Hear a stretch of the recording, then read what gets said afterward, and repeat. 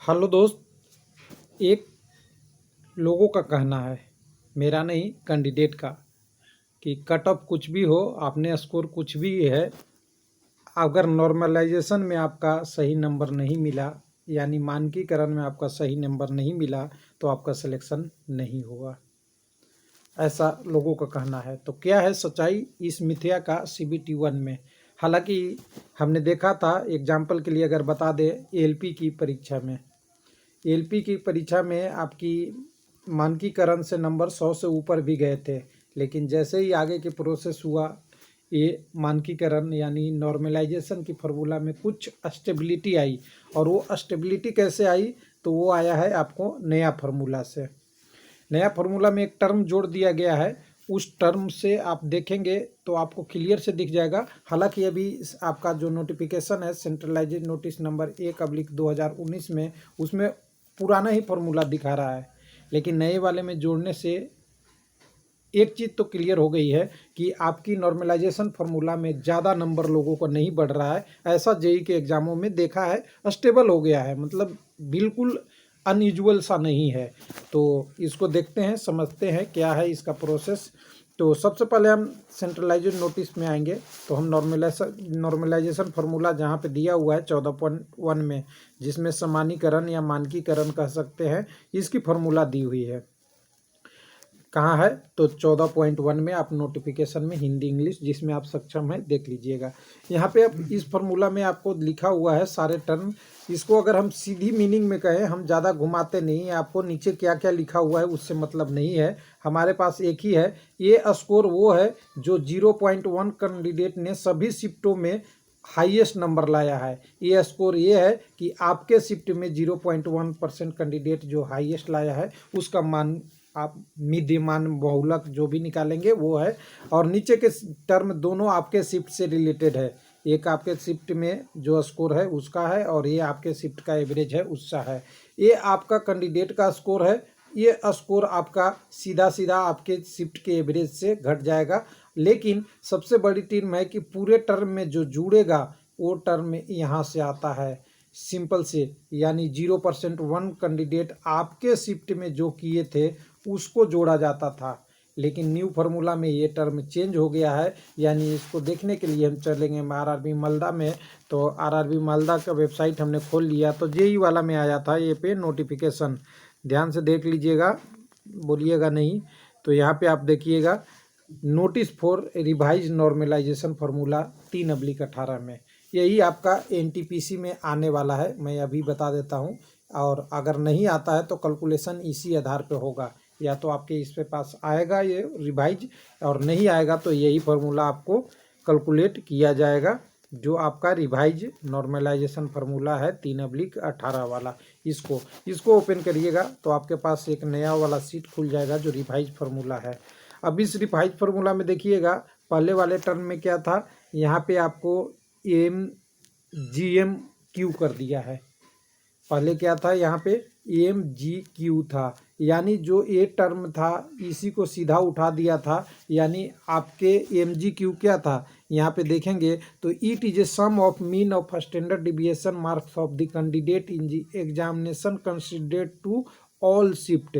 All शिफ्टों का जो सम होता था मीन के टर्म में, उसी को रख देता था।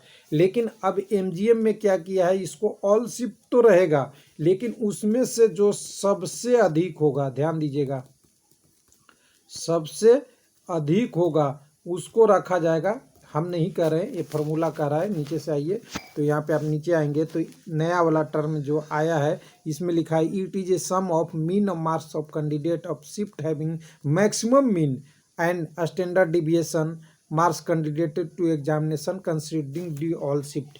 यानी इसी का कॉपी है, लेकिन इसमें क्या कर रहा था कि सम को लिया जा रहा था, यहाँ पे समों में सबसे अधिक वाला को लिया जाएगा। यानी किसी शिफ्ट में अगर सम, ध्यान दीजिएगा, मैं एक बार अगर इस फार्मूला को यहाँ पे ला लूँ अपने डेस्कटॉप के उस पे, और यहाँ पे आपको समझाऊँ, तो आप थोड़ा सा इसको ज़्यादा बेटर समझ सकते हैं। अब यहाँ पे अगर ये टर्म आपका कुछ भी आए, 20 आए, 30 आए या 10 आए, पूरी कैलकुलेशन करने के बाद आए, इसमें जो टर्म जोड़ रहे थे, ये जोड़ रहे थे अगर पहले शिफ्ट में 50 आती है, दूसरे शिफ्ट में 60 आएगी, तीसरे में 30 आएगी, 40 आएगी। यानी हर शिफ्ट की ये मात्रा थी, हर शिफ्ट में ये बदल जा रही थी। 20 के जगह पे 50, 20 के साथ क्या जुड़ता, 50 जुड़ता तो आपका स्कोर 70 होता। 20 के जगह पे 60 जुड़ता तो आपका स्कोर 80 होता। 20 के जगह पे आपका 30 जुड़ता तो आपका स्कोर 50 हो जाता। और 20 के बाद अगर अगला स्कोर 40 जुड़ता तो आपका क्या हो जाता, स्कोर 60 हो जाता। लेकिन नया फार्मूला कह रहा है कि इनमें से जो सबसे अधिक होगा उसी को जोड़ेंगे। तो सबसे अधिक क्या है, 60 है।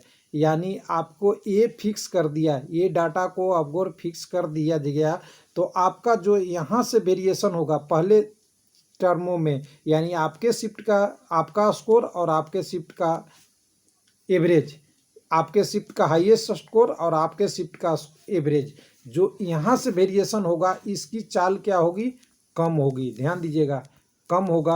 और जो यहाँ से फिक्स कर दिया ये इसको कर दिया है स्टेबिलिटी, यानी स्थिर कर दिया है। यानी कुल मिला के अगर कहें तो पूरी फार्मूला को अगर देखेंगे तो उस हिसाब से आपको एक ही टर्म मिलेगा कि आपका नॉर्मलाइजेशन स्कोर बहुत ज़्यादा डिफरेंस नहीं होगा, बहुत ज़्यादा डिफरेंस नहीं होगा। ये किस कारण से नहीं हो रहा है, क्योंकि नए टर्म में जो लिया है टर्म, उस टर्म में आपको क्या कह दिया है कि हम लेंगे सभी का मीन लेंगे, सभी का स्टैंडर्ड डिविएशन भी लेंगे और ऑल शिफ्ट को भी कंसीडर करेंगे, लेकिन सबसे ज़्यादा मीन होगा, मैक्सिमम मीन और स्टैंडर्ड डिविएशन, उसी को सब के लिए कॉमन रखेंगे। न कि पहले वाले फार्मूले में जो आपका दिया हुआ था, जो एग्जामिनेशन में दिया हुआ है MGQ, देख लीजिए MGQ एकदम बिल्कुल लिख रहा है सभी छात्रों को ध्यान में रखते हुए पेपर में उम्मीदवारों के माध्य और माध्यक के विचलन के अंकों का जोड़ हम यूज करेंगे। यानी टर्म यहाँ भी सेम यहाँ भी सेम हो रहा था। इस टर्म को अगर बदल दिया तो आपका नॉर्मलाइजेशन स्कोर में स्टेबिलिटी आ गई। तो ये धारणा थोड़ी सी गलत है कि आप कह रहे हैं कि हमारा जो LP टेक्नीशियन में नॉर्मलाइजेशन से सिलेक्शन हुआ था, यहाँ थोड़ा डिफरेंस है और हमने RRB JEE में देख चुके हैं। यानी आप इस पे ध्यान दीजिएगा कि आपका कट ऑफ और नॉर्मलाइजेशन स्कोर मैटर तो करता है लेकिन बहुत ज़्यादा मैटर नहीं करता, ये ध्यान दीजिएगा। जैसा LP में हमने देखा था किसी का स्कोर 105 है, किसी का 60 ही रह गया, यानी किसी को 60 के बाद 2 बढ़ा, किसी के 60 के बाद 20 बढ़ा, उतना डिफरेंस यहाँ नहीं आएगा। हाँ, ये फार्मूला इसीलिए लाया गया है कि कैंडिडेट को स्टेबिलिटी प्रोवाइड करे। थैंक यू, धन्यवाद।